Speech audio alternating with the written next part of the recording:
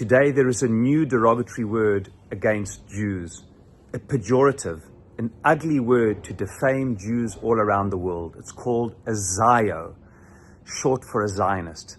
The moment you say the word Zio, you undermine the other person. No, he's a Zio. You see, it wasn't long ago that in Nazi Germany, Jews were called der Jude.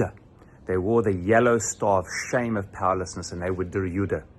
Now, in living memory of the Shoah, where it's no longer possible in Western countries to stand up anywhere and say death to the Jews, we hate Jews, calling them der Jude. But yes, you can stand up anywhere around the world and defame the Zionist Jews, the Zios, not because of the yellow star of powerlessness, because of the blue star of Jewish power. Now we are Zios, and you can get away with it, just like the Nazis got away with it all those years ago. You see, then it was against the existence of the Jewish people.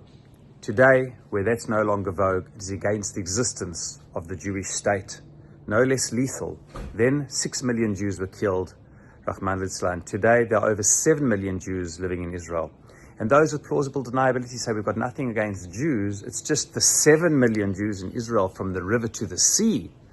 Palestine must be free. Death to the IDF of those who dare to defend themselves. It's only them we have a problem with. More subtle, no less lethal. Then it was against the powerless der Jude.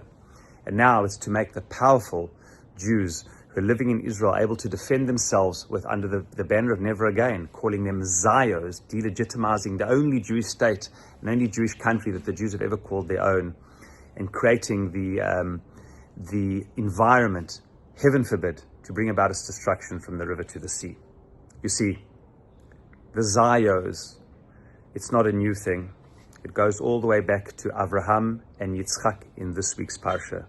You see in this week's parsha, Isaac, perhaps the least contentious, most peace-loving, passive person there is in Tanakh, even he irks the ire of the local Plishtim, the Philistines. The Palestinians of today, of course, have got absolutely no historic connection to the Philistines of old. They bear the same name, Palestina, Philistine, but they have a similar spiritual role, says the Gaon of Vilna. Just like the Philistines of then, says the Gaon, aimed to uproot any connection of Jewish sovereignty to the land, says the Gaon in Habakkuk. So too the Palestinians of today wish not to oppose the Jewish people, not to oppose Judaism, but to oppose the Zios, that element of Jewish destiny and identity, which is the establishment of Jewish sovereignty in the land, so critical to what to Jewish identity is all about. You see, it was the non-contentious Isaac which simply came to the wells that his father dug in this week's parsha, and there he finds Philistines who says absolutely no. Those are stolen wells, you can't have them. But he says, but my father dug them. They belong to my father, and it brought so much good to you. They wouldn't hear of it, and it's called Asik. They came to contend with him. They would not accept any Jewish settlement in the land of Abraham's children. Then Isaac goes to another well and redigs the wells there that his father had dug. And here again, they oppose him. But he said, but my father dug these wells. No, you can't have these wells either. And he called it sitna, hatred. Vengeful. Sitna is more than sinna. It's a type of vengeful hatred, as we see. And the least contentious person that there is Isaac, all around him, irks the ire of all those around him. And you see, an incredible thing happens. Even though people come to deny Jewish settlement anywhere in the land, to their own, it's counterproductive for them, because these wells provided food and water for all.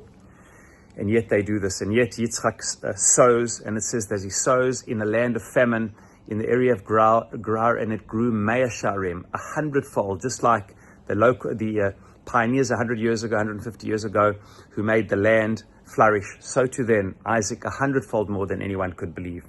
And you see, there is good news. The Zios, everybody found space for them.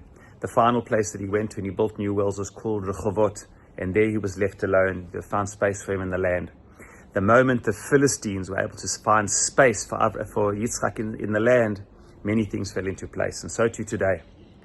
The moment the enemies around us who have not found any place from the river to the sea for the Jewish people to have a sovereign presence anywhere, even though we have got a longer, deeper, a more historic and religious connection to this tract of land more than any other people in the whole world. When there'll be place for the Jewish people in the land, Rehovot, which hopefully which means space and welfare for everybody, as the Abraham Accords are trying to do and shift the conversation. The good news is then space was found for Isaac. And today, for the children of Isaac, also will be found space for them, where people realize that the Zios are not only not a derogatory people, but Zionism, as it was in the time of Abraham, is a source of blessing for all. The Jewish state only wishes to bring blessing to humanity, and the quicker people are able to find space for it in our ancient homeland, the better it will be a source of blessing to all. Shabbat Shalom.